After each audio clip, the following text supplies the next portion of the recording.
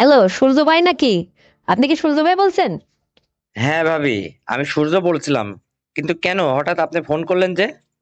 এই সূর্য ভাই, আপনি আমার 3 তলার ভাড়াটিয়া নেন? জি ভাবি, আমি তিনতলার ভাড়াটিয়া।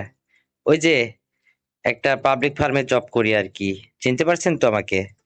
হ্যাঁ হ্যাঁ, আমি আপনাকে তো ঠিকই চিনতে পারছি। তো ঠিক আছে, সেটা যাক। আপনি আমার কথাটা একটু মনোযোগ দিয়ে শোনেন। আপনি কিন্তু এই মাসটা থাকবেন, তারপরে আমার 3 তলার রুম ছেড়ে দিবেন। আমি নতুন ভাড়াটিয়া আমদানি করছি, ওকে রুমটা দিব। আপনাকে দেওয়া যাচ্ছে না কারণ আপনার ডিলিংস ভালো না, বুঝছেন? আপনি ঠিকঠাক মতো মাসের পেমেন্টটা মাসে করছেন না, এভাবে হয় নাকি? ভাবি, একটু আমাকে সময় দেন। দেখুন, আমি বেতন পাইলে আপনাকে টাকা পরিশোধ করে দেব।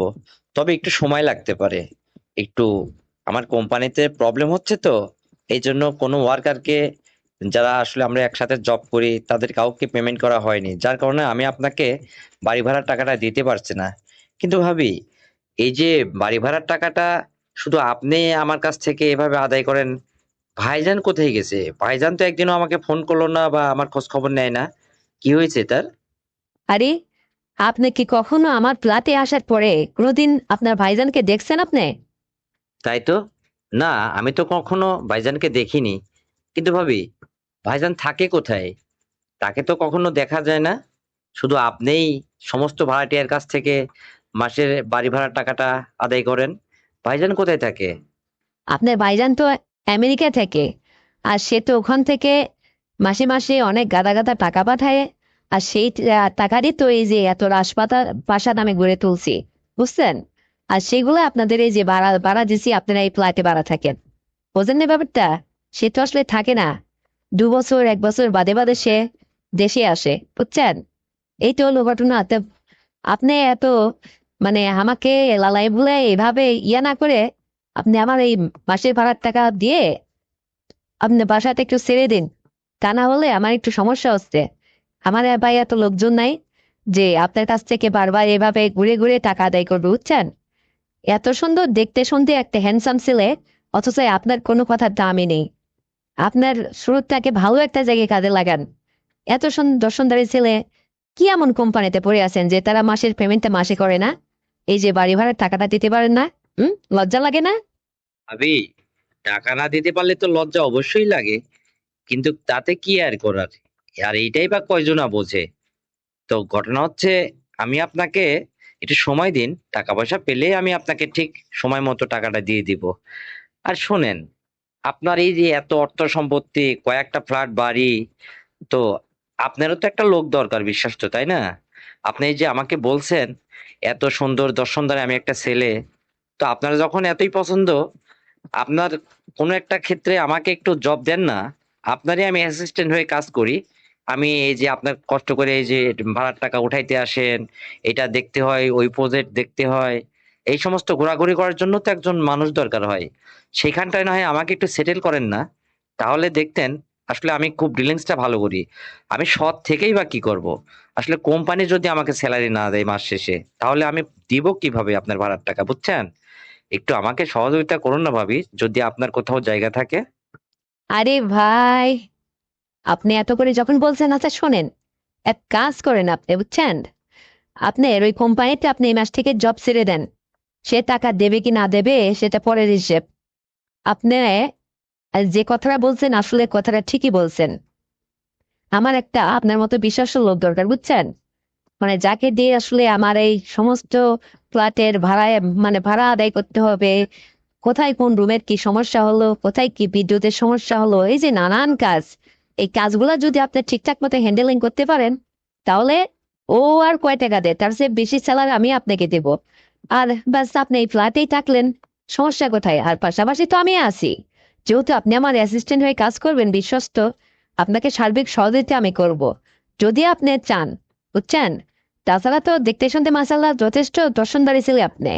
আবার দেখে তো সৎও মনে হয়। তো ঠিক আছে, আপনি এই মাস থেকে জয়েন করেন। আর শুনেন, আপনি একটু সময় করে অফিস থেকে আসার পরে আপনি পার্সোনাল ভাবে আমার বাসায় একটু আসেন। বাসায় তো চেনেন নাকি? জি ভাবি, আমি আপনার বাসা চিনি। ঠিক আছে, আমি অফিস থেকে এসে আজকে আপনার বাসায় এসে আমি আপনার সঙ্গে একটু যোগাযোগ করব। আর সুজু ভাই শোনেন, ঘটনা হলো আপনি কিন্তু যেহেতু আমার অ্যাসিস্ট্যান্ট হিসেবে কাজ করবেন, আমি কিন্তু আপনাকে যখন যেভাবে চলতে বলবো, যা কমান্ড করব, অক্ষরে অক্ষরে ঠিক আমার কথা মতো আপনাকে উঠতে বসতে হবে, চলতে হবে। আর এটাও ভেবে রাখেন যে এমন কোনো কিছু জুলুম করব না যেটা আপনার অসাধ্য, বুঝছেন? মানে বোঝেনই তো, মানে আমারও তো একটা পার্সোনালি ব্যাপার আছে। তো আপনার যদি কোনো আপত্তি না থাকে, মানে আমি যখন আর যেভাবে আপনাকে চাইবো, আপনাকে জন্য আমি আমার হাতে পাই, আপনাকে এক কথায় গার্জেন হিসেবে রাখবো, বিশ্বাস করে আমার সমস্ত কিছু দেখাশোনার দায়িত্ব আপনার উপরে চাপিয়ে দেব, প্লাস আপনি কিছু সময়ের জন্য আমার দায়িত্বটাও নিতে পারবেন। ভাবি, আমি আপনার কথা ঠিক বুঝতে পারলাম না। মানে ব্যাপারটা হয়েছে, আপনি না হয় আমাকে আপনার কোম্পানিতে চাকরি দিবেন, ঠিক আছে, আপনার সমস্ত প্রজেক্ট আমি দেখাশোনা করব এবং সততার সাথে সেটা ডিউটি করবো ঠিকঠাক মতো, সবই ঠিক আছে। কিন্তু ভাবি, এই যে একটা কথা বললেন, মানে আপনার কিছু সময়ের জন্য কি এমন দায়িত্ব যেটা আপনার দায়িত্বটা আমি নেব, মানে এটা ঠিক আমি বুঝলাম না, একটু বুঝিয়ে বলুন তো। আরে ভাই, আপনি আমার কথাটা বুঝতে পারেননি? মানে এক কথায় শুনে রাখেন, আমি কিন্তু খুব ভদ্র, আবার অনেক কঠিন। ব্যাপারটা মাথায় রাখবেন। আপনার টাকা পয়সার কোনো সমস্যা হবে না। যখন যা লাগে এক্সট্রা এক্সট্রা সবই আপনাকে দেওয়া হবে, এবং পাশাপাশি মাস শেষে তো একটা মোটা অঙ্কের টাকা বেতন পাবেনই আপনি, যা আপনার ওই কোম্পানি থেকে আপনি কখনোই পাননি, বুঝছেন? তবে আমার কথা হচ্ছে যেটা, মানে আপনি মাইন্ড করেন না, আমি আগে থেকে আপনাকে বলে রাখা ভালো। মানে বলছি, মানে আমি যদি কখনো রাত গভীর বা সকাল সন্ধ্যা বিকেল এসব কোনো ম্যাটার করে না, যখন আমি আপনাকে আমার রুমে পার্সোনাল ভাবে ডাকবো, জাস্ট আপনি ঠিক সময় মতো আমার কাছে হাজিরা দিতে হবে। আর আপনাকে নিয়ে আমি কি করব না করব, এটির জন্য আপনার কোনো আপত্তি না থাকে। ব্যাপারটা কি আমি আপনাকে বোঝাইতে পারছি নাকি আরো ভেঙে চুরে বলতে হবে? কারণ দেখেন, আপনার ভাইজান কিন্তু আমেরিকাতে থাকে, সে ওই 1 বছরে একবার আসে, অথবা কখনো আসতে 1.5 বছর 2 বছর লেগে যায়। তো এভাবে আসে, এই যে আমার তো আর কোনো কিছুর অভাব নাই, আমি এই যে একা একা পড়ে থাকি দেশে। আর আমারও তো একটা নিজের পার্সোনালিটি আছে, ভালো লাগা না লাগা আছে, তাই না? তো এইটা তো আসলে সবাইকে শেয়ার করা যায় না। আপনাকে কেন যেন আমার মনে ধরছে, মানে উচ্চ লম্বা, দেখতে শুনতে বেশ সৎ মনে হয়, আবার হ্যান্ডসাম একটা ছেলে হিসেবে কেন যেন চোখ পড়ছে আপনার উপরে।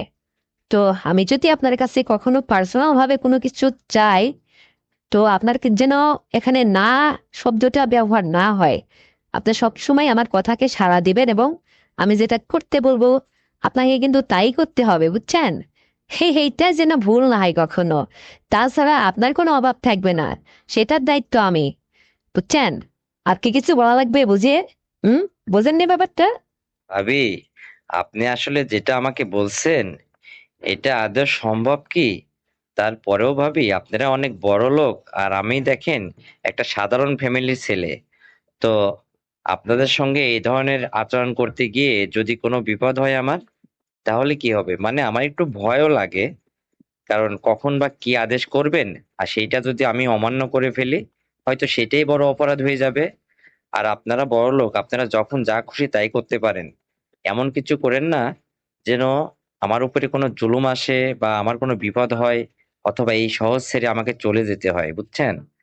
আসলে এইটুকু আপনার কাছে আমার চাওয়া, এর বেশি কিছু না, বুঝছেন ভাবি? একটু মাথায় রাখবেন ব্যাপারটা। তাছাড়া আপনি আমার কাছে পার্সোনাল হোক গোপন হোক যেটাই যাই চান না চান, যদি ভাইয়ের অভাবটা আমাকে দিয়েও পূরণ করতে চান, মানে দেখবো আমি ব্যাপারটা, আসলে সময় সাপেক্ষেই সেটা হবে আর কি। কিন্তু আমার উপরে এরকম একটু নজর রাখবেন, সুদৃষ্টি রাখবেন, যেন আমার কোনো অমঙ্গল না হয়, বুঝছেন ভাবি? এইটাই আর কি। আপনার আবার ভয়ও আছে দেখছি। হুম, এত বড় না ছেলে একখান, আর তার আবার এত ভয়। হুম। কি এমন পুরুষ? হ্যাঁ, আরে পুরুষ তো সিংহের মতো পুরুষ হতে হবে।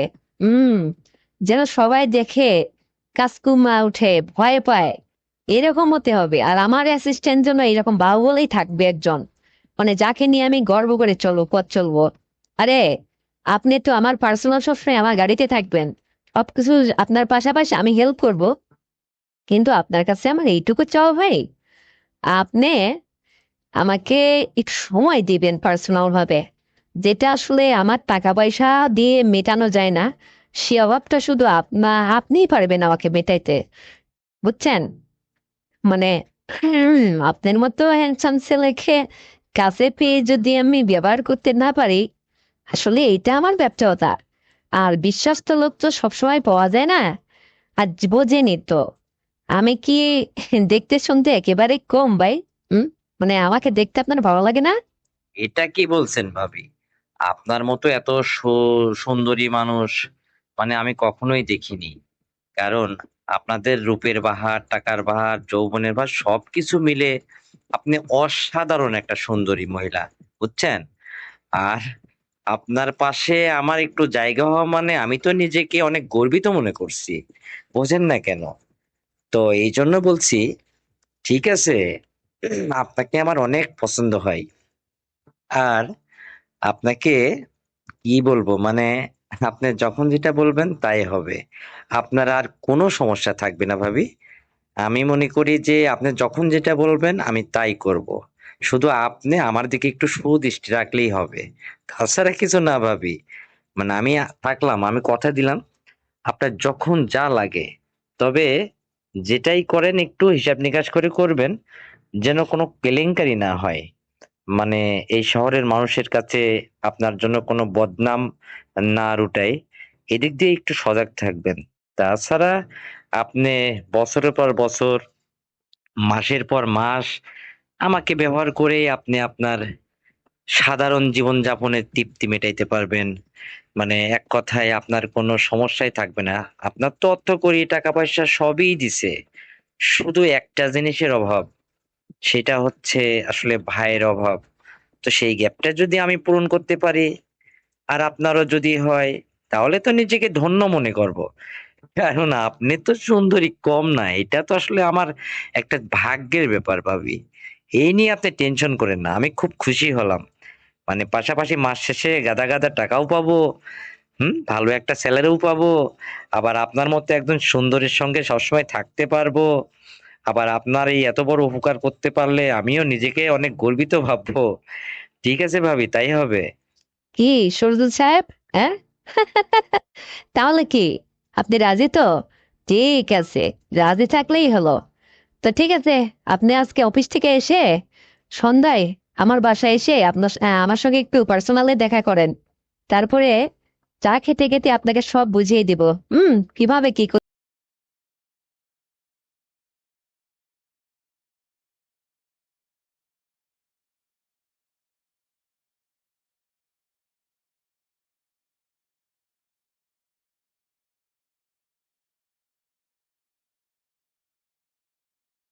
না রে বাবা, তোমার সাথে মোবাইলে কথা বলতে লাগলে আমার যে অবস্থা হয়, সব কিছু কেমন যেন মায়ায় ভিজে যায়, এলোমেলো হয়ে যায়।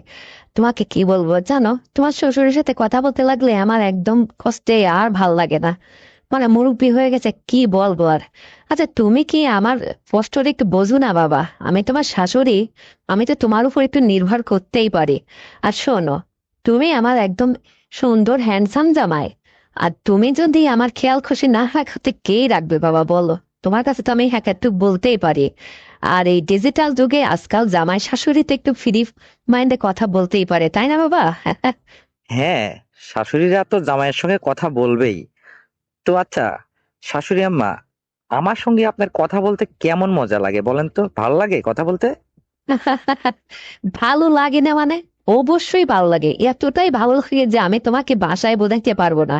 জানো, তুমি যখন অনেক রাত্রে আমার সঙ্গে কথা বলো গুনগুন করে, তখন আমার কি যে ভালো লাগে তোমাকে আমি ভাষায় প্রকাশ করতে পারবো না।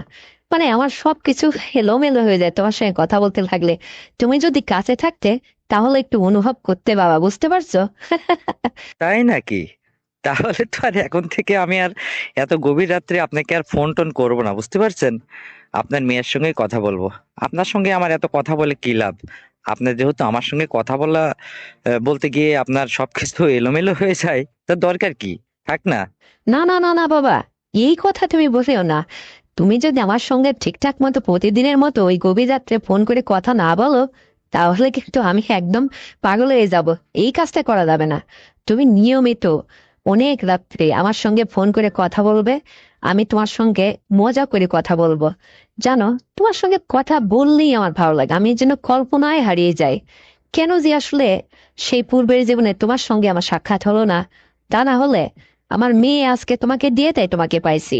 সরাসরি যদি আমি তোমাকে পাইতাম তাহলে কত ভালো হতো না বাবা? হ্যাঁ। আসলে এটা কপালের লেখন, তাই না? হ্যাঁ মা, আসলে উপরালা যার বরাতে যতটুকু লিখে রাখছে মেপে রাখছে তার ততটুকুই হবে, এর বেশি না। আর এখানে আফসোস করারই বা কি আছে? আপনার মেয়েকে দিয়ে যখন আমাকে পেয়েছেন, এতে কি হচ্ছে না আপনার? আমি কি না করছি কখনো আপনার বিষয়ে? না, তা ঠিক তুমি করনি বাবা। কিন্তু আমার মনে হয় কি জানো, আমি আসলে যে কথাটা তোমাকে বলতে চাই, আমি লজ্জায় তোমাকে বলতে পারি না। শুধু মোবাইলে এত রোমান্টিক কথা কথা বললে হবে শাশুড়ির সঙ্গে? বাস্তবে আসতে হবে না? দেখতে হবে না আমার কি হাল, আমি কি অবস্থায় আছি, আসলে আমি তোমার কাছে কি চাই? এটাই তো একটু বুঝতে হবে বাবা। তুমি শুধু মোবাইলেই মজা করো, মোবাইলেই কথা বলো, হাসাহাসি করো, হ্যাঁ, আমার খোঁজ খবর নাও। আমার যেদিকে কি হয় আমি যে তোমাকে কেমন করে বুঝাই বাবা, আমি তোমাকে বলতে পারছি না, ভাষায় খুঁজে পাচ্ছি না জানো। যদি তুমি কিছু মনে করো, এই জন্য আর কি। আপনার মতো আমারও এই একই দশা। আমিও যে আপনাকে একটা কথা বলতে চাই কিন্তু পারতেছি না। আচ্ছা, সর্বপ্রথমে লজ্জা ত্যাগ করে আপনার মনের কথাটাই আমাকে একটু বলে ফেলুন তো, আম্মা। হুম, না, আগে তুমি বলো বাবা, আগে তুমি। আমি কেমন করে আপনাকে বলি বলেন? আমি তো আপনার কণ্ঠ পেয়ে পাগল হয়ে গেছি। আপনার কণ্ঠস্বর এত সুন্দর, শুধু কি তাই? আপনি আমার শাশুড়ি হলেও আপনার বাড়িতে যাই যখন আপনাকে দেখি, আপনার পায়ের থেকে মাথা অবধি এত সুন্দর, এত সবকিছু আমার ভালো লাগে। আপনি যদি শাশুড়ি না হয়ে ভাবি হতেন, আপনাকে যে আমি এতদিনে কতদূর কি করতাম পটিয়ে পাটিয়ে, আপনাকে আমি বোঝাতে পারবো না। আর আপনি যখন নিজের থেকেই আমার উপরে ধরা দিচ্ছেন, আমার কাছে আগায় আসতেছেন, নিজেকে এলিয়ে দিচ্ছেন, তো এখানে তো আর আমার কোনো বাধাই নেই।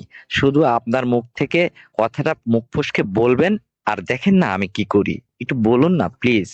আমি তো এই অপেক্ষায় আছি। কারণ দেখেন, আপনার কথা শুনলেই আমার ভালো লাগে। তাই নাকি? বাবা, তাহলে আগে বলনি কেন বাবা? হ্যাঁ, আমি তো তোমার এই কথার অপেক্ষায় আছি।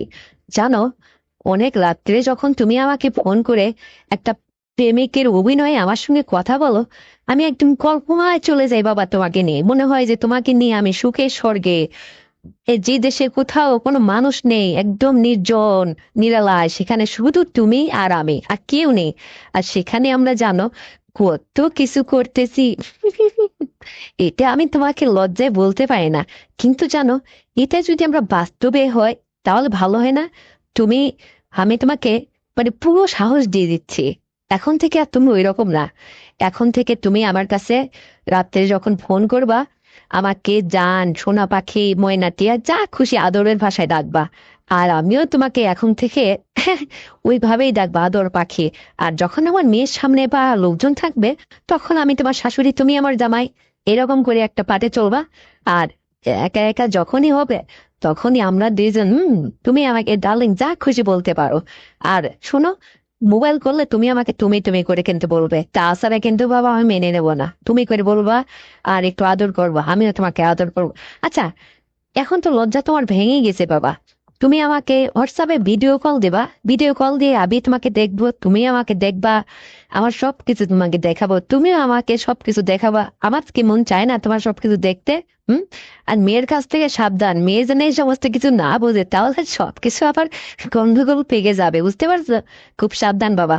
না রে জান, তোমার মেয়ে কখনো এই কথা বুঝবে না, তোমার আমার বিষয়টা। কারণ তোমার মেয়ে একদিকে আর আমি আরেক জায়গায়, কাছে তো আর নেই, তো বুঝবো কেমন করে? বুঝবেই না। তার সঙ্গে সন্ধ্যা রাত্রে একটু কথা বলে নেব, পরে তোমার সঙ্গে আমি কথা বলবো চুটিয়ে। অনেক সময় ধরে কথা বলবো, মজা করব। আর শোনো জান, এখন থেকে আমি তোমাকে হোয়াটসঅ্যাপে ভিডিও কল দিলে তোমার সবকিছুকে আমাকে দেখাবে। আমার খুব ইচ্ছে করে জানো। ও, তাই নাকি? তো ঠিক আছে, আজকেই হয়ে যাবে, দেখবো নে কত তুমি দেখতে পারো সবকিছু। আচ্ছা, তোমাকে সবকিছু দেখালে তুমি আবার নিজেকে স্থির রাখতে পারবে তো? হুম, নাকি অন্যরকম হয়ে যাবা?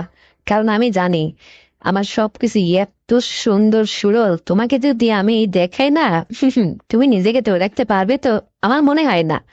কারণ তোমার হাতে মাথা ছাড়া কোনো উপায় নেই। এটা আমি ভালো করে জানি। আর আমি জানি তোমাকে আকর্ষণ দিচ্ছে এই জন্য, যাতে খুব দ্রুত তাড়াতাড়ি তুমি আমার কাছে চলে আসো। বুঝতে পারছো? আমিও এইটাই চাচ্ছি যে তুমি যেন আমাকে সরাসরি নাও যদি দেখতে পাও, দূরে থাকো, অন্তত ভিডিও কলে তুমি দেখো। তোমার যখন যা দেখতে ইচ্ছে মন চায় আমি তাই তোমাকে দেখাবো, আমার কাছে কোনো নিষেধ নেই, কারণ আমি তোমাকে চাই। প্লাস আমার মেয়েরও হবে, আমারও চলবে। কিন্তু আমার মেয়ে বা কোনো লোক বা তোমার কলিগরা কেউ যেন এই বিষয়টা না বুঝতে পারে, এইটা মাথায় রাখবা, খুব সাবধান। আর আমার মেয়ের সঙ্গে তুমি সন্ধ্যা রাত্রে ভালোভাবে কথা বলে নেবা, তা সে কেমন আছে বাড়ির খোঁজ খবর নেবা। নেওয়ার পরে রাত যখন 10টা 11টা বাজবে তখন তুমি আমাকে ফোন করবা, ফোন করে ভিডিও কল দিয়ে। তারপরে আমিও তোমাকে তোমার কিন্তু সবকিছু আমাকে দেখাতে হবে। আমি তোমাকে জানো খুবই দেখতে ইচ্ছা করে, মায়া লাগে জানো, তোমার সবকিছু মুখখানা চেহারাখানা দেখতে ইচ্ছে করে। আর তুমি যা দেখতে চাইবে আমি তো তোমাকে তাই দেখাবো। তারপরে তোমার পরিস্থিতি কি হয় তখন তুমি বুঝো না। হ্যাঁ, আর আমি তো দেখতেই পারবো না। না জান, তোমাকে দেখলে আমার আসলে এমন কিছু হবে না, কারণ তোমার মেয়েকে দেখে দেখে তো আমি আসলে অভ্যস্ত হয়ে গেছি। তো তোমাকে আর নতুন কি, তোমার মধ্যে কি বা এমন নতুন রূপ জ্বালাইছে যে তোমাকে দেখলে আমি এতটাই পাগল হয়ে যাব? হুম। হ্যাঁ, সে তো বুঝতেই পারছি। অনুমতি দিতে না দিতেই তুমি আমাকে জান সোনা পাখি বলা শুরু করে দিছো। হ্যাঁ, আমি না তোমার শাশুড়ি, সেটা তো তোমার মনেই নাই।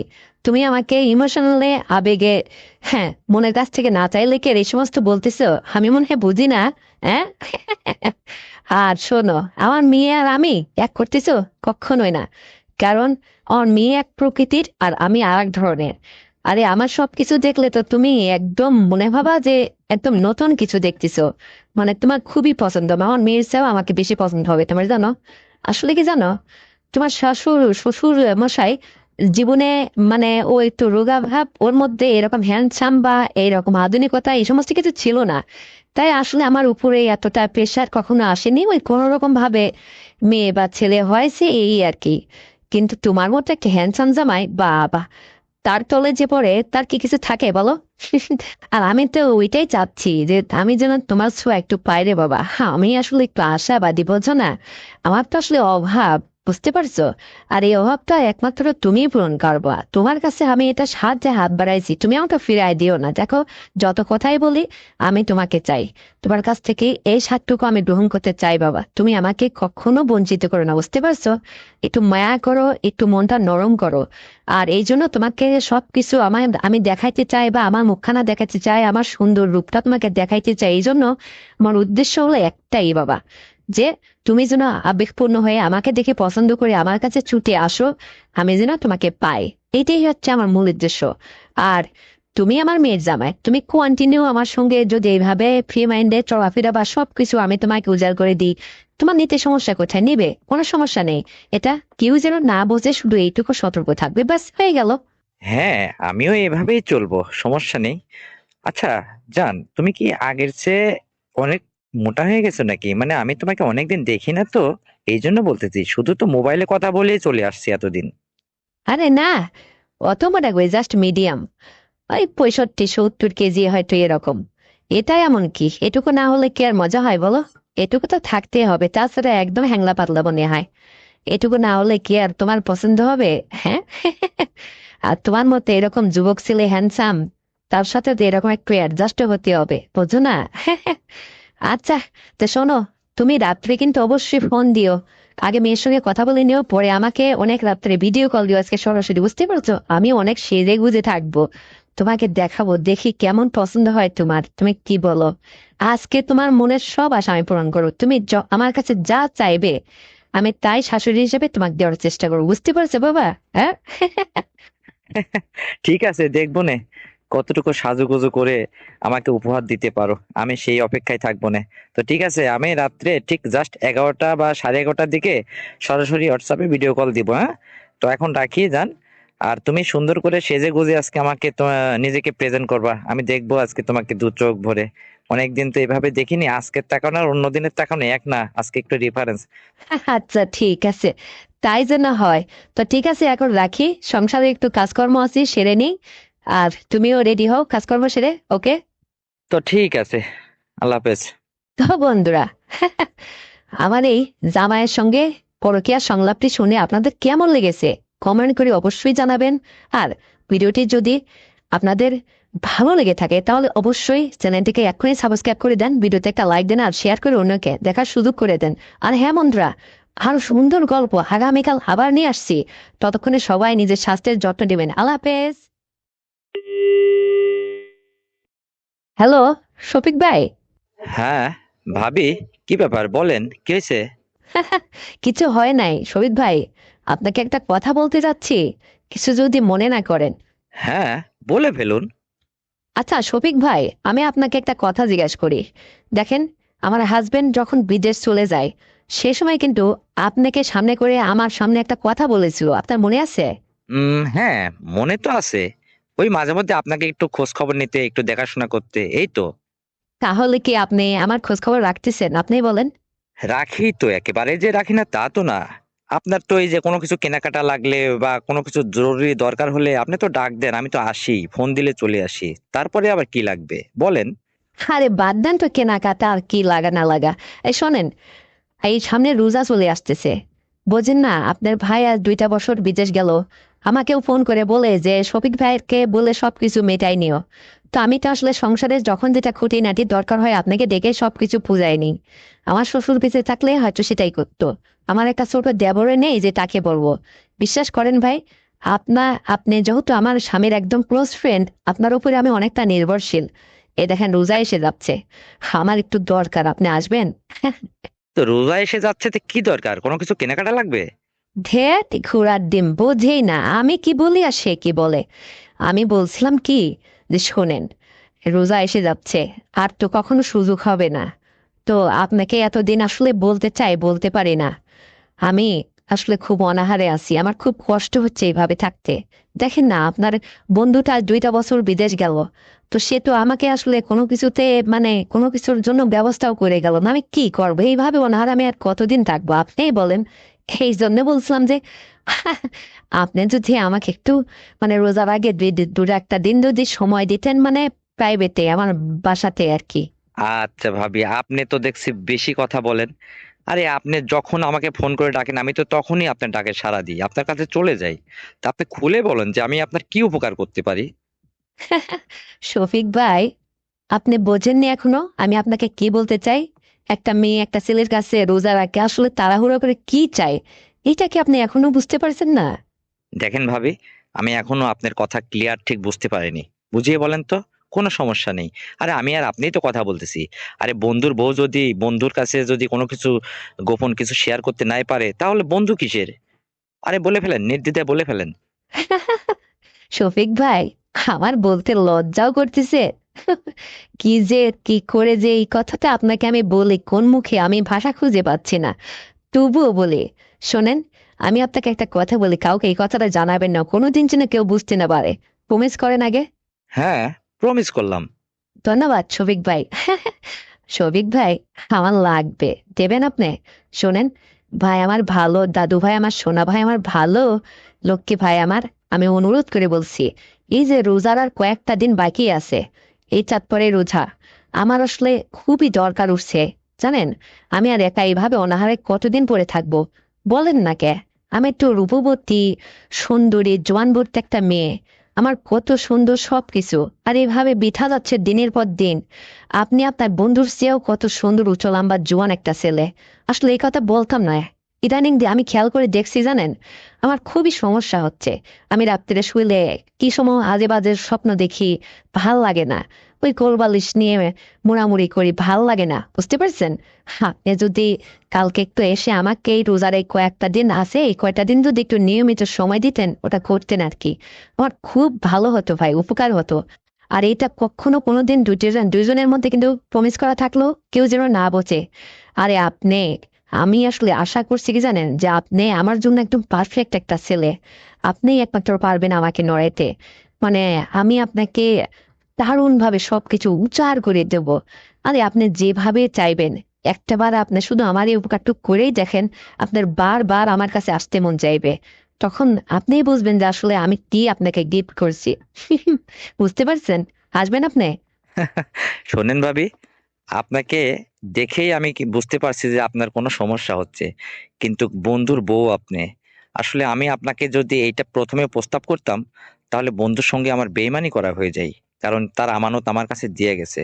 আর আপনি যেহেতু নিজে মুখে এটা চাইছেন, তো আপনার দায়িত্বটা তো আমার উপরে দিয়ে গেছে, তাহলে জায়েজ আছে। আমি আপনার সব কথাই শুনবো। তো কালকেই লাগবে আপনার? আরে কালকে মানে? আমার প্রত্যেকটা দিনই লাগবে। আপনি প্রত্যেকটা দিন পারলে আমার প্রত্যেকটা দিনই লাগবে। কারণ আমার এই কয়টা দিন কন্টিনিউ করতে হবে। কারণ বোঝেন না, এই যে কয়টা দিন পরে রোজা শুরু হবে, এই একটা মাসের মধ্যে আর কখনো চোখ ফিরেও কোথাও তাকাবো না। নিজের নফসকে একদম বেঁধে ফেলবো। বুঝতে পারছেন? তো যাই অন্যায় হোক আর যাই হোক আর ভালো হোক, আর যেহেতু নিজেরও এটা দরকার, খুবই জ্বালা উঠছে রে ভাই। মানে আমি একদম অনাহারে আছি, আমার ভালোই লাগতেছে না, মন মানসিকতা একদম ভালো নেই। সবসময় শুধু আপনাকে নিয়ে আমি কল্পনা করতেছি জানেন। আর এই যে আপনার বন্ধুটা বিদেশ পড়ে রয়েছে, মানুষের বউ নাকি হোয়াটসঅ্যাপে ভিডিও কলে কথা বলে কত কিছু আশা পূরণ করে। ও একদম হুজুর টাইপের মানুষ, এই সমস্ত কোনো কিছু দেখতেও চায় না, আর আমাকে এই সমস্ত রোমান্টিকতা কোনো কথাও বলে না। শুধু বলে কি যে আপনার কথা যে যা কিছু তোমার দরকার হবে তোমার শফিক ভাইকে বলো, তোমার শফিক ভাই এনে দেবে, আমি শুধু এখান থেকে টাকা পাঠাবো। বলেন, সব কিছুই কি টাকা দিয়ে হয়? আপনিই বলেন। এই যে আমার এখন যেটা দরকার, এটা আপনার কাছে তো আমি না বলে আর পারতেছি না, আমি কার কাছে বলবো? আপনিই বলেন। আচ্ছা ভাবি, ঠিক আছে, আমি কালকেই আসবো। কিন্তু রাত্রে আপনার ফ্যামিলিতে যায় কত সময় আমি সময় দিতে পারবো? মানে কোনো কেউ বুঝে ফেলবে না এটা? আরে শফিক ভাই, এই পাশের বাড়ির আমার একটা পিচ্চি ননদ আছে, সে এসে আমার কাছে থাকে, একদম ছোট, কিছু বোঝে না। তো আমি ওকে না হয় কালকের থেকে আমার এখানে আসা নিষেধ করে দিই, বলবো যে আমার এখানে দরকার নেই, ও রাত্রে এটা সেটা বলে এটা কাটিয়ে নেব। শুধু আপনি আর আমি কিন্তু সারা রাত এখানেই থাকবো। আর ভোর হলে আপনাকে আমার বাড়ির থেকে আবার বের করে দেবো, আপনি বাসায় চলে যাবেন। বুঝতে পারছেন? যেহেতু আপনার তো আর বউ নেই, আপনার তো কোনো কৈফত করতে হবে না বাসায় গিয়ে। হ্যাঁ, হুম, এটা করলে তো ভালো হয়, আমি তো এটাই চাইছি।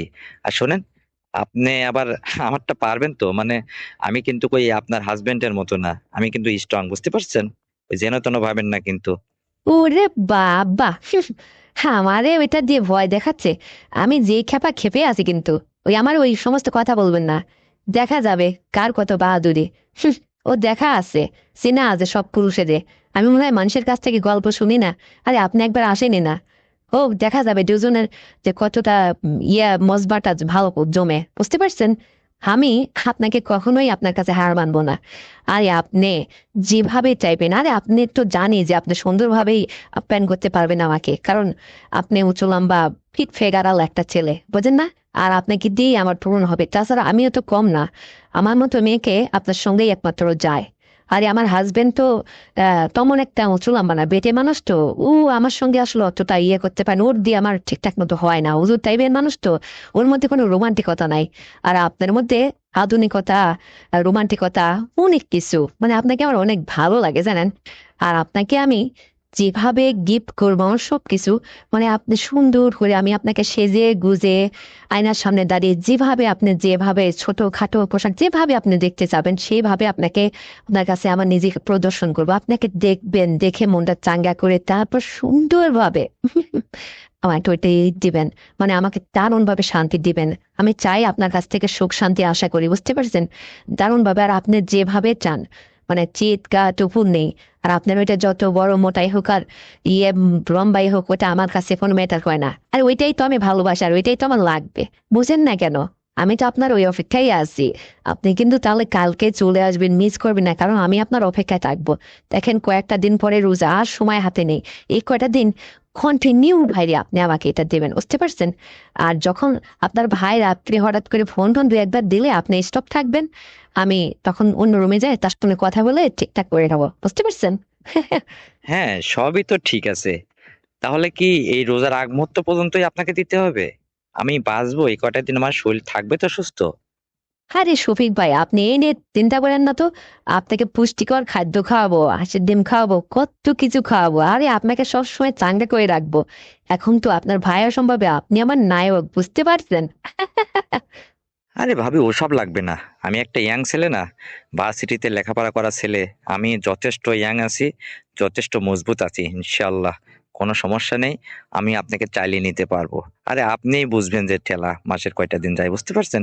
তো শোনেন ভাবি, আমি তাহলে আগামীকালকে আসি, আর আপনি বাড়িটা ঠিকঠাক মতো ফ্রি করে রাখবেন। আর আরেকটা কথা বলি, এইটা কেউ যেন প্রমিস করেন, কেউ যেন কখনো বুঝতে না পারে, কারণ আপনার তো বিয়ে শাদী হয়ে গেছে, আপনার কোনো সমস্যা নেই, কিন্তু আমি যেহেতু ইয়াং ছেলে, আমার মানে চরিত্রের জন্য কোনো দাগ না লাগে, এদিকে খুব খেয়াল থাকবেন। হুম। ওরে আমার পাগল ছেলে। এই শোনো, সরি, তুমি করে বলছি। এই শফিক ভাই, আচ্ছা, আপনি আমার সঙ্গে তো এভাবে যাই হোক শুরু করবেন, ঠিক আছে? শুধু কিন্তু রোজার মাসটা গ্যাপ থাকবে। রোজার আগ মতো যে কয়টা দিন সময় পাই এই কয়টা দিন চলবে নিয়মিত, কিন্তু বুঝতে পারছেন, একদম নিয়মিত, কোনো সরাসরি নেই। আর রোজার পরে, এই রোজার একটা মাস যাই হোক নীরবতা থেকে, রোজার পর থেকে, অর্থাৎ আপনার ভাই বিদেশ থেকে যতদিন না আসবে এতদিন আপনি আমাকে এইভাবে চালিয়ে নেবেন, তাতে যা হয় হবে, বুঝতে পারছেন? আরে আমার গেটওয়ালা বাড়ি, সুন্দর পাঁচি দিয়ে ঘেরা, 5টা রুম বিশিষ্ট একটা বাড়ি, কত সুন্দর একটা নিরিবিলি পরিবেশ। কেউ বাড়িতে নেই, আমার একটা ছোট ননদও নেই, একটা ছোট দেবরও নেই, আবার কেউ নেই। দেখেন না, এদের রাত্রে থাকে, একলা একলা থাকতে হয়, এই জন্য পাশের বাড়ির একটা পিচ্ছি ননদের ডেকে নিয়ে এসে আমার কাছে রাখি। কি আর করার। আরে ভাবি, তাহলে তো আপনার আর আমার ভালো মতো জমবে, কারণ আপনার বাড়িটা যেহেতু নিরিবিলি, আরে দিনে কি আর রাতে কি, যখন সুযোগ পাবো তখনই যাই হবে। আর সুন্দরভাবে দুজন আনন্দ করব, ফুর্তি করব, মজা করব। আপনি সুন্দর করে খাওয়া দাওয়া রান্না করে আমার সামনে পরিবেশন করবেন, আমি খাবো। তারপরে দুজনে চুটিয়ে মজা হবে, কেমন? আর শোনেন, আমরা কি খালি খালি থাকবো নাকি কোনো কিছু? হ্যাঁ। আরে না না, কোনো কিছু দিয়েও আমার ভাল লাগে না। ও আপনার ভাইও এরকম কথা বলে, আমি কোনো কিছু ব্যবহার করি না, মানে আমার ওই সমস্ত দিয়ে ভাল লাগে না, এমনি যথেষ্ট, বুঝতে পারছেন? আরে শফিক ভাই, আমি যে আসলে আমার অনুভূতির কথাটা আপনাকে কি করে যে বোঝাই, মানে আপনি যে কালকে আসবেন এই কথাটা শুনে আমার যে ওদিকে হয়ে যাচ্ছে। কি করে যে আপনাকে বলি, আমার যে কেমন ছমছম করতেছে ভিতরটা, মানে খুবই ভালো লাগতেছে, খুশিতে আনন্দে উৎফুল্ল হয়ে যাচ্ছে মনটা, জানেন? আপনি কিন্তু কালকে আসেন, তাহলে কালকের থেকে আমাদের অভিযান শুরু।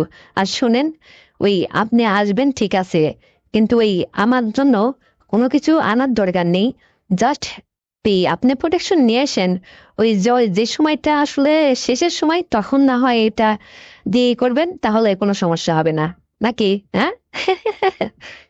আচ্ছা ভাবি, তো ঠিক আছে, এখন রাখি। কালকে আসার আগে ফোন দিয়ে চলে আসবো। বাই। এই, যাওয়ার আগে একটা দিয়ে গেলে না? উম, উম, আরে ভাই, তোমার বাড়িতে এসে দেবো, ততক্ষণে অপেক্ষায় থাকো, এখান থেকে দিলে তো সব ফুরে যাবে, বুঝছো না? হুম। তো ঠিক আছে, অনেক কথা হলো, রাখি। আল্লাহ হাফেজ। তো বন্ধুরা, আমার স্বামী বিদেশ থাকায় তার কাছের বন্ধুটা আমাকে যেভাবে উপকার করলো, এই গল্পটি তোমাদের শেয়ার করতে পেরে নিজেকে খুব হালকা মনে হচ্ছে। তো যদি এই গল্পটা শুনে তোমাদের বিন্দুমাত্র ভালো লেগে থাকে, তাহলে এক্ষুনি চ্যানেলটিকে সাবস্ক্রাইব করে দাও, ভিডিওতে একটা লাইক দাও, আর শেয়ার করে তোমার কাছের বন্ধু বান্ধবকে শোনার সুযোগ করে দাও। আর হ্যাঁ বন্ধুরা, আগামীকাল আরো সুন্দর গল্প নিয়ে আসছি। ততক্ষণে সবাই তোমরা নিজের যত্ন নেবে, ভালো থাকবে, এই প্রত্যাশায়। আল্লাহ হাফেজ। হ্যালো বন্ধুরা, সবাই কেমন আছো? আশা করি সবাই তোমরা ভালো আছো, আর আমিও তোমাদের দোয়ায় খুবই ভালো আছি। তো বন্ধুরা, আজকে আমি তোমাদের সাথে যে হিস্টোরি শেয়ার করতে চলেছি, এটা দারুণ ইন্টারেস্টিং হতে চলেছে বন্ধুরা। এই গল্পটি একদম স্কিপ করবে না, যদি স্কিপ করো তাহলে একদম মজা পাবে না। বন্ধুরা, গল্পটা যদি শেষ অবধি শুনো, তাহলে তোমাদের যে শেষ পর্যায়ে কি হবে এটা আমি তোমাদের পরে বুঝিয়ে বলবো। তো বন্ধুরা, চলো শুরু করা যাক আজকের সেই আকর্ষণীয় গল্পটা। তো বন্ধুরা, আমার নাম মেরিনা। আমার বাবার আমি একমাত্র মেয়ে। আমার বাবা অনেক ধনী মানুষ, তার কোনো টাকা পয়সার অভাব ছিল না, কিন্তু আল্লাপাক তার আর কোনো সন্তানাদি দেয়নি আমি ছাড়া। আমি তার একটা মাত্র কন্যা সন্তান। আমি যখন ইন্টারে লেখাপড়া করতাম, আমার বাবা তখন আমাকে বিয়ে শাদী দিয়ে পরের বাড়িতে পাঠিয়ে দিল। আমার শ্বশুর বাড়ি একদম গাঁও গ্রামে। আমার শ্বশুর দেখতে শুনতে আমার বাবার চেয়েও ইয়াং। আমার শ্বশুরেরও 2টা সন্তান, একটা ছেলে একটা মেয়ে। আমার ছোট নোটটা কলেজে পড়াশোনা করে।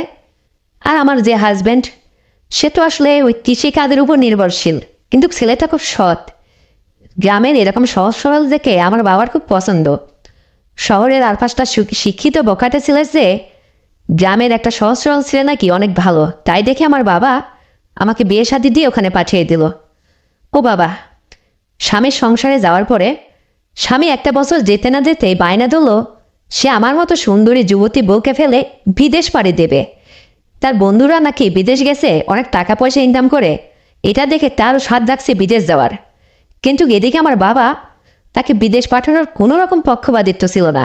কিন্তু আমার স্বামী বিদেশ যাওয়ার শখের কথা শুনে আমার শ্বশুর আবার কিছুটা জমি বিক্রি করে তাকে বিদেশে পাঠিয়ে দিল। আমার বাবার সহযোগিতাও আমার স্বামী নেবে না। আমার স্বামী বলে কি যে শ্বশুরের কোনো সহযোগিতা নিলে আমাদের মাথা নত হয়ে যাবে। আমি কারো কাছে আজ পর্যন্ত মাথা নত করিনি, নিজে পায়ে চলতে শিখেছি। আল্লাহ পাক আমার যতটুকু দিয়েছে অতটুকুই আমার যথেষ্ট। এটা শুনে আমি আসলে খুশি হলাম যে একটা ছেলে পরের টাকা লোভ করে না, যেমনটা আমার হাজবেন্ডের মধ্যে ছিল। কিন্তু আমার স্বামী আমাকে বিয়ে শাদী করার একটা বছর সংসার করেছিল, তারপরে সে সত্যিই বিদেশ চলে গেল। যাওয়ার পরে 6 মাস যেতে না যেতে আমার আর ভালো লাগে না। স্বামীর কথা মনে হয়। আসলে বিবাহ করার আগে একরকম বন্ধুরা, আর বিবাহ করার পরে একরকম। আসলে এই কথাটা আগে বুঝতাম না, এখন আমি বুঝি। অনেক ভাবিদের মুখে এরকম শুনছিলাম, তো এখন আমি হারে এটা টের পাই যে স্বামী না থাকলে একটা বউয়ের কেমনটা সমস্যা হয়। আমার শ্বশুরের দিক দিয়ে খুব ফ্রি ছিল, খুবই ফ্রি ছিল। আমাকে বলতো, বৌমা তোমার যা কিছু প্রয়োজন হয় তুমি আমাকে বলবে। আমার ছেলে যেহেতু বিদেশ গেছে, সে টাকা পয়সা ইনকাম করলে তখন ভবিষ্যতে তোমার অনেক সুখ, তুমি অনেক সুখী হতে পারবে। শহরে গিয়ে বড় দালান কোটা বাড়ি উঠাবে, তোমরা তোমাদের জীবন সুখী হবে। আর তোমার বাবার তো টাকা পয়সার কম নাই, তারা একটু সহযোগিতা করলো, পাশাপাশি আমার ছেলেরও ইনকামের টাকা হলো। তোমাদের জীবনে আর কোনো অভাব থাকবে না, একটু ধৈর্য ধরো বা। তখন আমি বললাম যে বাবা, ধৈর্য আসলে টাকা পয়সার প্রত্যাশী আমি না। আমার একটা ভালো হাজবেন্ড পাইছিলাম, সে বিদেশ পাড়ি দিল। এখন আমাদের থাকা খুব কষ্ট হয় বাবা, আমি এখন কি করব? আপনার ছেলেকে আমি খুব মিস করতেছি। তখন আমার শ্বশুর বলে, হ্যাঁ রে মা, তোমার যদি আর কোনো সমস্যা হয় তুমি ফ্রি মাইন্ডে আমাকে বলতে পারো, এটা তোমার শাশুড়িকে বলবে না, তোমার শাশুড়া যেন খবরদার এটা না জানে। তখন আমি বললাম, বাবা এই কেমন কথা? আপনি আমার শ্বশুর, আপনি আমাকে হেল্প করবেন, আমার পাশাপাশি থাকবেন, সহযোগিতা করবেন, এটা শাশুড়ি জানলেই কে, না জানলেই কি? তার মানে কি? আপনি কি বলতে চাইছেন, কি বুঝাইতে চাইছেন বলেন তো? তখন আমার শ্বশুর বলতেছে, এবারে তোমার সাথে আমার একটু খুব জরুরি কথা আছে, এই কথাটা তুমি কাউকে বলো না। তখন আমি বললাম যে ঠিক আছে আব্বা, আপনি কখন বলবেন কথাটা? তখন বলতেছে যে আস্তে, রিল্যাক্স, এভাবে চিল্লায় কথা বলো না। আরে বাবা, সন্ধ্যার পরে আমি তোমার রুমে গিয়ে তোমার সাথে একটু আলাপ করে আসব। তখন আমি চিন্তা করলাম, শ্বশুর মশাই আমাকে কি এমন কথা বলবে যে সেটা হারালে এসে বলতে হবে, কেউ শুনবে না। আমার তো ভয় হচ্ছে বন্ধুরা, মানে আমার শ্বশুরের মতলব তো ভালো না। আরে আমার শ্বশুর তো ইয়াং মদ্দা, রাস্তা দিয়ে গেলে এখনো মানুষ বোঝে যে তার অত বড় বড় 2টা সন্তান আছে, এরকম মনেই হয় না। কিন্তু সে সহজ সরল আমার কাছে মনে হলো। হ্যাঁ, আসলে একটা মানুষকে চিনতে তো একটা সময়ের ব্যাপার। তারপরে সন্ধ্যা হলো, শ্বশুর আমার রুমে আসলো, এসে বলতেছে, মেয়ে না তুমি রুমে আসো? তাই বললাম যে হ্যাঁ আব্বু, উঠে আসেন। তারপরে আমার রুমে আসলো, এসে বলতেছে, মারে তোমাকে একটা কথা বলতে চাই। আমি বললাম যে হ্যাঁ বলে ফেলুন, কি যেন একটা বলতে চাইছিলেন, আপনি সকালে বললেন, সন্ধ্যায় বলবেন, এখনই তো শেষ সন্ধ্যা, বলেন কথাটা শুনি আমি। তখন আমার শ্বশুর বলতেছে, হ্যাঁ রে মা মেরিনা, আমার ছেলে তো অনেকদিন হলো বিদেশ গেছে, তুমি নতুন বউকালে তোমার কোনো সমস্যা আছে না তো? তখন আমি বললাম যে হ্যাঁ আব্বা, সমস্যা তো একটু হয়ই, কিন্তু আপনার শ্বশুর আপনাকে সব কথা ভেঙে চুরে কেমন করে বলি? এটা আসলে ননদকে বলা যায়, দেবরকে বলা যায়, বন্ধু বান্ধবকেও শেয়ার করা যায়, কিন্তু আপনার শ্বশুর, আপনাকে তো আমার এটা বলা ঠিক হবে না। আপনি কি বলতে চাইছেন বলেন তো? তখন আমার শ্বশুর বলতেছে, হ্যাঁ গো বৌমা, আমি তোমার শ্বশুর বলে কি হবে? আমাকে তুমি বন্ধুর মতো ভেবে নাও না, আমাকে সব কথা খুলে বলো, একটু শেয়ার করো, নিজের মনকে হালকা করো। আরে বাবা, আজ কয়টা দিন আমি তোমাকে খেয়াল করে দেখতেছি, তোমার মনের মধ্যে খুবই কষ্ট, তোমার মনটা ভার করে থাকো, হাসি খুশি আগের মতো নেই। কি যেন একটা হয়েছে তোমার, বলো তো? মানে শ্বশুর যেন আমাকে মনের মধ্যে থেকে কথা টেনে বের করার চেষ্টা করতেছে। তখন আমি বললাম, আব্বু শোনেন, আমি আপনার পুত্রবধূ, আপনি যদি আমার কাছ থেকে এইভাবে কথা নেওয়ার চেষ্টা করেন আপনার ভুল হবে। কারণ আপনার ছেলেকে ছাড়া যে আমি কতটা কষ্টে আছি এই কথা কেমন করে আপনাকে বলি? এটা একমাত্র আপনাকে বলা যায় না, আমার ননদ বা ভাবি তাদের শেয়ার করা যায়। এটা কি আপনি শুনবেন? তখন আমার শ্বশুর বলতেছে, হ্যাঁ আমি শোনার জন্যই তো আড়ালে আসছি, বলো না রে মা। তখন আমি বললাম যে আব্বু, আমি আপনার পুত্রবধূ হলো মেয়ের চোখে দেখেন, আপনি এইরকম স্বভাব চেঞ্জ করেন। আপনি আসলে আমাকে যেটা বলতে চাইছেন আমি ঠিক বুঝতে পারি, হবে না, আমার কাছ থেকে আপনি চলে যান। তখন আমার শ্বশুর বলতেছে, হ্যাঁ রে মা, তুমি আমার কথা নিশ্চয় মাইন্ড করছো? মাইন্ড করার কিছু নেই। আরে বাবা, নির্দ্বিধায় তুমি বলে ফেলো তো, কি সমস্যা তোমার? তখন আমি বললাম যে, ও তার মানে আপনাকে বলতেই হবে? আরে আপনার ছেলে নেই, আপনার ছেলে গেছে আর 6 মাস হলো, 1 বছর আমার সাথে সংসার করলো, আর 6 মাস পরে সে বিদেশ পাড়ি দিল আমার মতো সুন্দরী বউকে ফেলে রেখে। তা আমার কষ্ট হয় না? বিয়ের আগে একরকম ছিল, আর এখন বিয়ে শাদী করার পর স্বামীর সাথে যেভাবে আমি থাকছি, ঘুমাইছি, যেভাবে স্বামী আমার সঙ্গে বউয়ের সাথে যেভাবে যা করে, এই সমস্ত থেকে আমি তো বিরত আছি। তো এইগুলো আসলে আমার না হলে তো আমার ভালো লাগে না। তো এইগুলো কি আপনি শুনতে চান? আরো বলবো? তখন আমার শ্বশুর বলতে যে, হ্যাঁ রে মা, বলো না, আমার তো খুব ভালো লাগতেছে এই গল্প শুনতে, আমি তো এটাই তোমার কাছে শুনতে চাইছি, আর তুমি বলতেই চাচ্ছ না কেন? আমি কি তোমাকে এটা খারাপ রিয়াক্ট করছি নাকি? আরে বাবা, তুমি সরল মনে বলে ফেলো তো। তখন আমি শ্বশুরকে হাসতে হাসতে আরো কত কথা শেয়ার করতেছিলাম। তারপরে শ্বশুর আমাকে বলল, মেরিনা, হ্যাঁ তোমাকে নিয়ে আমি একটা জায়গায় যাইতে চাচ্ছি, আমার এক বন্ধুর বাড়িতে দাওয়াত করছে, তুমি আমার সঙ্গে যাবে? তখন আমি বললাম যে, আবু আপনার সঙ্গে আমি কোথাও যাব মানে? শাশুড়ি যদি যেতে দেয় তাহলে যাবো, আর শাশুড়ি যদি যেতে না দেয় আপনার সাথে, তাহলে কিন্তু আমি যেতে পারবো না, কারণ শাশুড়িকে আমি অনেকটা মানি। তখন বলতেছি, না না না, এই বিষয়টা আর শাশুড়িকে জানানোর দরকার নেই, আমি তোমার শাশুড়িকে ম্যানেজ করে নেবে। তুমি শুধু আমাকে মত দাও, তুমি শুধু আমাকে জানাও যে তুমি যাবে কিনা। তখন আমি বললাম, হ্যাঁ আপনার সঙ্গে পথ পাড়ি দেবো, কেন, সমস্যা কোথায়? তখন আমার শ্বশুর বলতেছে, তাহলে আগামী শুক্রবারে চলো আমার বন্ধুর বাড়িতে, যে 2টা দিন থেকে আসি, অনেকদিন বেড়ানো হয় না। আর আমার তো মেয়েটারে নিয়ে কোথাও যাওয়া যায় না, মেয়েটা শুধু পড়াশোনা পড়াশোনা আর পড়াশোনা, এই ছাড়া আর কিছু বোঝে না, কোথাও যাইতে চাইলেও সে যাইতেছে না, ওর মধ্যে কোনো উৎফুল্ল আনন্দ কিচ্ছু নেই রে বাবা। আর তোমাকে দেখে মনে হয় তুমি যেহেতু ধনী ঘরের মেয়ে, তোমার একটু একটু একটু বেড়ানো অভ্যাস আছে, এটা আমি বুঝি। চলো তোমাকে নিয়ে একটু বেড়ে আসলে তোমারও মনটা পাতলা হবে, হালকা হবে, যেহেতু আমার ছেলে বাড়িতে নেই। তখন আমি বললাম যে, বাবা যেতে পারে একটা সত্ত্বে, কিন্তু ওখানে রাত না থাকলে হয় না, মানে দিন যায় দিন আসা যাবে না। তখন আমার শ্বশুর বলতেছে, না না, সে আমার খুব কাছের বন্ধু, তার বাড়িতে গেলে সে কত রকমের আয়োজন করবে, খাওয়া দাওয়া বন্ধ ব্যবস্থা করবে, সে আমাকে 1 দিন 2 দিন না থেকে আসতেই দেবে না, সে নাসুর বান্দা। তখন আমি বললাম যে, ঠিক আছে বাবা, আসলে সৎ মনে তার সাথে আমি পথ পাড়ি দিলাম। যাক, শুক্রবার আসলো, শুক্রবার দিন সকালবেলা আমি আমার শ্বশুরের সাথে করে তার বন্ধুর বাড়িতে চলে গেলাম, সরল মনে বন্ধুরা। তারপরে যা হতে চলেছে একটু মনোযোগ দিয়ে শোনো।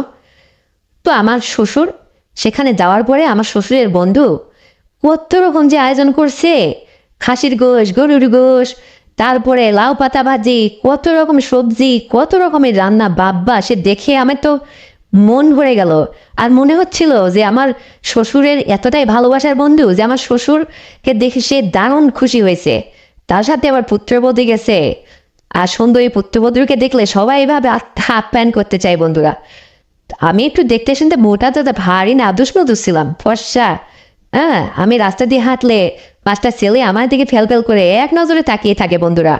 আর আমার মতো পুত্রবধূ শ্বশুরের সঙ্গে যখন একটা জায়গায় যায়, তারা কি আয়োজন না করে থাকতে পারে? তারপরে যাই হোক, সারাটা দিন এদিক সেদিক ঘোরাফেরা করলাম, সন্ধ্যা হলো। তারপরে আমার শ্বশুরের বন্ধুটা আমাকে বলতেছে, মারে তোমার কোনো সমস্যা হচ্ছে না তো? আমি বললাম, যা, আমার একদম সমস্যা হচ্ছে না। তো আমাদের থাকতে মানে আমরা শুভ, এখন রাত্রে তো শোয়ার বেলা, রাত কথাবার্তা বলতে বলতে 11টা বেজে গেছে প্রায়। তো আমার শ্বশুরের বন্ধু সে বলতেছে, মারে তোমরা কোথায় ঘুমাবে? তুমি তোমার চাষিমার কাছে যে ঘুমাও। তখন আমার শ্বশুর হঠাৎ করে বলে উঠলো, না না, আমার পুত্রবধূ আমার কাছেই থাকবে, ওর আবার অন্য আনকে জায়গায় মানে নতুন জায়গায় ঘুম আসে না। তখন আমি চিন্তা করলাম, কি ব্যাপার, সে আমার কোনো ডিসিশন ছাড়াই তার কাছে ঘুমানোর সিদ্ধান্ত নিয়ে ফেলছে, মতলবটা কি? আবার আজ কয়টা দিন ধরে সে যেন কেমন একটা করতেছে আমার সাথে, আসলে এটা বুঝে হতে চলছে না যে এটা কি হতে চলেছে, আমি বুঝতেই পারছি না। তারপরে শ্বশুর হঠাৎ করে আমাকে বলতেছে মানে তোমার কোনো আপত্তি নেই তো এই যে এই রুমটাতে তুমি আর আমি থাকবো? তখন আমি বললাম যে হ্যাঁ হ্যাঁ হ্যাঁ আমার কোনো সমস্যা নেই। আপনি আপনার বন্ধুর বাড়িতে নিয়ে আসছেন, আপনি আমাকে গোয়াল ঘরে থাকতে দেবেন কি ছাদের উপরে থাকতে দেবেন কি খাদে শুইতে দেবেন কি ফ্লোরে ঘুমাইতে দেবেন, এটা আপনার একান্ত ব্যাপার, আমার কোনো না নেই। তারপরে আমার শ্বশুর যেন আমার এই কথা শুনে খুব খুশি হয়ে গেল। তারপরে যাই হোক একটা রুমের শ্বশুর আমাকে ডেকে নিয়ে ওখানে শুলো। তো আমি আমার মানে শ্বশুরের বন্ধুকে বললাম যে আঙ্কেল আমি ফ্লোরে ঘুমাবো আর আমার শ্বশুর খাটে ঘুমাবে। তখন বললেন হ্যাঁ তোমাদের শ্বশুর পুত্রবধূ যেভাবে তোমরা ঘুমাইতে চাও ঘুমাও, রাতটুকু পার হলে আবার আমরা কালকে ঘুরে ফিরে আমাদের এলাকার সব কিছু দেখাবো তোমাদের। যাই হোক দরজা লাগিয়ে দিলাম, শ্বশুরের বিছানাটা আমি খাটের উপরে দিলাম আর আমার বিছানাটা ফ্লোরে দিলাম। তারপরে আমি আসলে মোবাইল টেপাটিপি করতে করতে এক পর্যায়ে রাত 1টা বেজে গেছে। আর শ্বশুরের দিকে উঠবিস করতেছে, ঘুমায় না। কিছু সময় বাদে বাদে বলে মানে ঘুমাবা না, এত রাত হয়ে গেল এখনো মোবাইলে টেপাটিপি করতেছ। আমি একটু চিন্তা করলাম যে শ্বশুর কিছু একটা আমাকে বলতে চায়, কিন্তু সে মুখ ফুসকে সাহস করে আমাকে বলতে পারছে না, সে তো ঘুম আসতেছে না। আর এইদিকে আমি মোবাইল টেপাটিপি করতেছি, তার সমস্যা কোথায়? সে তো ঘুম আসলেই পারতো। তারপর আমি বলতেছি আবু আপনি ঘুমায় পড়েন, আপনার কি কোনো সমস্যা হচ্ছে, ঘুম আসতেছে না? তখন আমার শ্বশুর বলে না রে মা, তুমি আমার কাছে এসে একটু ঘুমাও তো, আমার ভাল লাগতেছে না, আমার আবার রাত্রে বুবা ধরে ঘুমের মধ্যে আমি আওয়াও করি, ভাল লাগে না। আমার যখন ওই রকম সমস্যা হয় তোমার শাশুড়ি আমাকে গায়ে ধাক্কা দিলে আবার আমি স্বাভাবিক হয়ে যাই। তখন এটা চিন্তা করে আমি আবার আমার বালিশটা উঠায় নিয়ে শ্বশুরের কাছে যাই ঘুমালাম। তো ঘুমানোর চেষ্টা করতেছি, শ্বশুর এখন দেখি এক পা আমার দিকে আগায় দেয়। আমি বলতেছি আব্বু এরকম না, একটা কোল বালিশ ওই বাড়ি থেকে চেয়ে নেন, আমি আপনার পুত্রবধূ না, আপনি আমার কাছে এরকম করতেছেন কেন, ঘুমান তো, ওরা ডিম কত রাত হয়ে গেছে আপনি ঘুমাচ্ছেন না এখনো। শ্বশুর বলতেছে যে না রে মা আমার ঘুম আসতেছে না, তোমাকে একটা কথা বলতে চাই, আজকেই সেটা সুযোগ, তুমি কোনোদিন কাউরে বলবা না। তখন আমি বললাম যে না না, 4 দেওয়ালের মাঝখানে তো কোনো লোক নেই আব্বু, শুধু আপনি আর আমি, আপনি কি বলবেন বলে ফেলেন তো, এত সংকোচ করতেছেন কেন?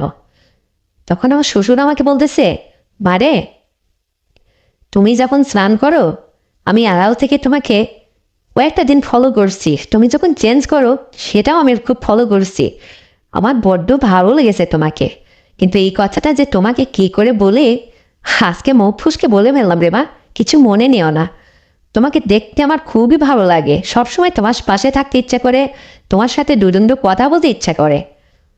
তখন আমি চিন্তা করলাম যে শ্বশুর আমার স্নান করা দেখছে, চেঞ্জ করা দেখছে, কেমন কথা বলছে। তখন আমি বললাম যে আপনি কেন এটা ফলো করছেন, কেন দেখছেন, এটা তো আপনার ভারী অন্যায়, এটা দেখা তো ঠিক না, আপনি না আমার শ্বশুর। তখন শ্বশুর বলতেছে মারে তোমাকে দেখছি যে আমার খুব ভালো লাগে, তোমার শাশুড়ি বুড়ো হয়ে গেছে আমার আর ভালো লাগে না, তোমার সাথে দেখো না এই যে আমার বন্ধুর বাড়িতে আসছি, তুমি বোঝো না এটা, এই আজকে রাতটুকু পাওয়ার আশায়। তখন আমি বলতেছি শ্বশুর আব্বু আপনি যে কি শুরু করছেন, আসলে আপনার মতলবটাকে বলে ফেলেন তো, এইরকম পিস করবেন না।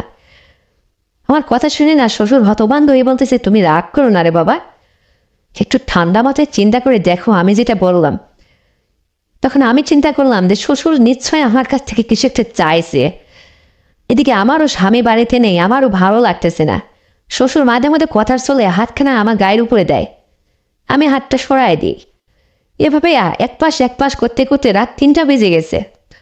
তখন আমি আর বিরক্ত বোধে শ্বশুরকে বললাম যে আবু আপনি কি করতে চান কি বলেন তো। তখন আমার শ্বশুর বলতেছে হ্যাঁ রে বাবা তুমি যদি আজকে রাতটুকু মানে আমার ওই সমস্ত কোনো কিছু একটু বুঝতে পারছো আমি কি বলতে চাইছি। তখন আমি বলছি হ্যাঁ বুঝছি, নেন আপনার ইচ্ছাটাই পূরণ হোক, আপনার তো হোক, এই ছাতার জন্যে ঘোড়ার ডিমের জন্যে আপনি তো সেই সন্ধ্যা রাত্রি থেকে ইটিস পিটিস ফুটুস পাতাস কত রকম কথা শোনাচ্ছেন, নেন আপনার ছেলেও নেই আমারও ভাল লাগে না, নেন। এই কথা শুনে আমার শ্বশুর খুশি হয়ে এক লাফ দিয়ে উঠে বসে মানে কতটা যে সে খুশি, সে তো আমাকে দারুণভাবে ছড়িয়ে ধরে কি যে আদর করলো, আর কি যে ওই সমস্ত মানে বন্ধুরা, তারপরে দারুণভাবে সে আমাকে আদর আপ্যায়ন করলো, সে দারুণ খুশি। আরে সে না তার ছেলের সব দারুণভাবে আমাকে সে অনেক সুন্দর করে আদর আপ্যায়ন করলো, সে রাতটুকু যাই হোক গেল। আমারও খুব ভালো লাগলো বন্ধুরা, শ্বশুরের এরকম আচরণ ব্যবহার, এই মিষ্টি মিষ্টি কথা, আর সে যে এত সুন্দর করে ইয়া করতে পারে, এটা আমার খুব ভালো লেগেছিল। তারপরে আমার শ্বশুরকে বললাম যে আব্বু, আপনি তো ভালোই, এখনো ভালোই তো আছেন, তাই আপনি আগে বলেননি কেন? সাহস করে বললেই তো পারতেন। চলুন, বাড়িতে গেলেও আপনাকে অনেক সুযোগ দেব, আপনি আমার সঙ্গে এইভাবে থাকবেন, কন্টিনিউ করবেন, পারবেন না? তখন আমার শ্বশুর বলছে, হ্যাঁ রে মা, বাড়িতে তোমার শাশুড়ি আমাকে খুব নজরদারি করে, কারণ আমি কোথায় যাই, কি করি, কি হালে, কোথায় কি, কার সাথে কি কথা বলি, এগুলো সে পিছে পিছে ধা করে। তোমার শাশুড়ি আমার খুব সুন্দর চোখে দেখে, জানো, এই জন্য বাড়িতে শান্তি পায় না, তোমার সাথে কথা বলতে পায় না। একটা কথা বলতে চাইলে তোমাকে আড়ালে এসে বলতে হয়। এই যে বন্ধুর বাড়িতে আসছি, কতটা সুযোগ। তখন আমি বললাম যে আব্বু, তাহলে তোমার বন্ধুর বাড়িতে কমপক্ষে 2-3টা দিন থেকেই যাই, আমার খুব ভালো লাগেছে। গত রাত্রে তোমার সাথে কথা বলতে বলতে যে ঘুমাইছি বা ওই সমস্ত, বুঝতে পারছো, আমার খুব ভালো লাগেছে। এই কথা শুনে আমার শ্বশুর আরো খুশি, তার মুখের দিকে চেয়ে দেখি সে এতটা খুশি, মানে কল্পনার বার। তারপরে শ্বশুর আমাকে বলতেছে, হ্যাঁ রে বা, আমি এতটা সময় ভাবছিলাম যে তুমি হয়তো বিরক্ত বোধ হয়ে বাড়িতে যাওয়ার কথা বলবা, তুমি যখন নিজের মুখে থাকতে চাইছো তাহলে তো আমার আরো ভালো হবে। এই কথা শুনে আমি একটু হাসি দিলাম যে আমার শ্বশুর এইটার জন্য আসলে এতটা মুগ্ধ হয়ে আছে, পাগল হয়ে আছে, আমাকে যে এতটা ভালোবাসি, এতটাই পছন্দ করে। তারপরে আবার পরের রাত আসলো, সেই আগের রাতের মতো, সেই ওই রাতের মধ্যে 3বার যাই হোক এভাবে সুন্দরভাবে আমার সঙ্গে আচরণ করলো, খুবই ভালো লাগলো আমার। তারপরে চিন্তা করলাম, আমার স্বামী যেদিনে আসে আসুক, আমার শ্বশুর সে আমার সঙ্গে যে যে ধরনের আচরণ করতেছে খুবই ভালো লাগতেছে। তার সাথে এই যে ঘুরে বেড়ানো, তার বন্ধুর বাড়িতে এসে বেড়ানো থাকা, এই যে নতুন নতুন কিছু পাওয়া, আমার শ্বশুরের লজ্জা ভাঙানো, এই যে দুজনের শ্বশুর বেটার বউ এক জায়গা হয়ে যে ফ্রি হয়ে যাওয়া, সব মিলে এতটাই ভালো লেগেছে যে আমি মানে দারুণ মুগ্ধ হয়েছি। আমার মনে হচ্ছে এখানে যেন আরো 2-4-5টা রাত থেকে যায়, আমার আর যাইতে ইচ্ছে করতেছে না, মানে ওই রাতের কথা মনে হলে আমার আবার থাকতে ইচ্ছে করতেছে। তারপরে যাই হোক, বন্ধুর বাড়িতে, মানে শ্বশুরের বন্ধুর বাড়িতে আর কদিন থাকা যায়, একটা লজ্জার ব্যাপার না? তখন আমার শ্বশুরকে বললাম, যাবো চলো শোনা, আমরা বাড়িতে যাই, বাড়িতে গিয়ে তোমাকে আমি নিজে একটু সুযোগ করে দেবো, এইভাবে একটু আড়াল করে, শাশুড়ি একদম বুঝতে পারবে না। আর শোনো, তুমি যে আমার সঙ্গে বাড়িতে এইভাবে চলাফেরা করবে, এইরকম ভাবে না, তুমি পূর্বের মতোই চলাফেরা করবে, কিন্তু যাতে আমার শাশুড়ি বা আমার ননদ কোনো কিছু বুঝতে না পারে, বুঝতে পারছো? আর তোমার ছেলেকে দ্রুত বাড়িতে আনার ব্যবস্থা করে, এইভাবে আর তুমি আমাকে কতদিন চালিয়ে দেবে, হ্যাঁ? তোমার ছেলেকে ডাক দাও, সে না আসলে কিন্তু আমি এখান থেকে রাগ করে বাবের বাড়িতে চলে যাব। তারপর বন্ধুরা ওখান থেকে যাক বাড়িতে আসলাম। বাড়িতে আসার পরে শ্বশুরের সঙ্গে আমার দিনের পর দিন খুব ভালোভাবে দিনকাল কাটতেছিল। শ্বশুর আমাকে কোথাও নিয়ে যেতে চাইলে আমি এক দৌড়ে চলে যেতাম। আমার জন্য নতুন নতুন পোশাক আশাক কিনে নিয়ে আসতো, আমাকে কত ভালোবাসতো, নতুন নতুন খাবার কিনে এসে নতুন আইটেমের খাবার এনে এনে দিত। আমার মানে বাপের বাড়িতে আর যাইতে ইচ্ছা করতেছে না, মানে শ্বশুর আমাকে যে এতটাই ভালোবাসা শুরু করলো, আমি তার প্রেমে মানে তার ভালোবাসায় দারুণ মুগ্ধ হয়ে গেলাম বন্ধুরা। তারপর থেকে কন্টিনিউ চলতে থাকলো। এদিকে আমার ননদেরও বিয়ে শাদী হয়ে গেল, বাড়িটা আরও ফাঁকা হয়ে গেল, আমাদের জন্য আরও ভালো হয়ে গেল। এদিকে আমার শ্বশুর যেন দিন দিন আরও জোয়ান হতে থাকলো, তার চেহারা শুরু ভালো হতে থাকলো, আর আমিও আরও মোটা হতে থাকলাম। তো বন্ধুরা, এভাবে আমার জীবনটা চলতে থাকলো। আমার স্বামীও 3 বছর পর বাড়িতে আসলো, অনেক টাকা পয়সা হাতে করে আসলো। আমরা শহরে আবার বাড়িঘর করলাম, আমার বাবা এদিকে একটু সহযোগিতা করছিল। তারপর আমার জীবনটা দারুণভাবে সেটেলমেন্ট হয়ে গেল। আর আমার শ্বশুর, তাকে মাঝে মধ্যে একটু সুযোগ না দিলে তো আর হতো না। তো এই গল্পটা শুনে তোমাদের কেমন লাগেছে বন্ধুরা? যদি ভালো লেগে থাকে, যদি তোমরা বিন্দুমাত্র বিনোদন পেয়ে থাকো এই গল্প থেকে, তাহলে আমি তোমাদের সাজেস্ট করব বা রিকোয়েস্ট করব, এই চ্যানেলটিকে এক্ষুনি সাবস্ক্রাইব করে দাও, ভিডিওতে একটা লাইক দাও, আর শেয়ার করে তুমি তোমার কাছের বন্ধু বান্ধবকে শোনার সুযোগ করে দাও। আর হ্যাঁ বন্ধুরা, আগামীকাল এর চেয়েও সুন্দর গল্প নিয়ে আসছি কিন্তু। ততক্ষণে সবাই তোমরা ভালো থাকবে, নিজের স্বাস্থ্যের যত্ন নেবে, তোমার পরিবারের খেয়াল রাখবে, আর তোমার ছোট্ট শিশুকে নিয়মিত স্কুলে পাঠাবে। এই প্রত্যাশায় আল্লাহ হাফেজ।